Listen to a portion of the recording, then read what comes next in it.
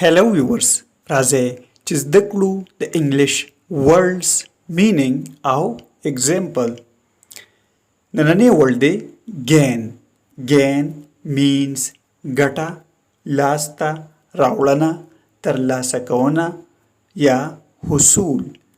Gain. For example, you gain knowledge by study. You gain knowledge by study. تاسو د مطالعې په واسطه پوهه ترلاسه کوئ. He exercised to gain strength. هغه د ځواک ترلاسه کولو لپاره تمرین وکړ. ویورز چینل سبسکرایب کړئ، ویډیو لایک کړئ او شیر هم کړئ. Thanks for watching this video.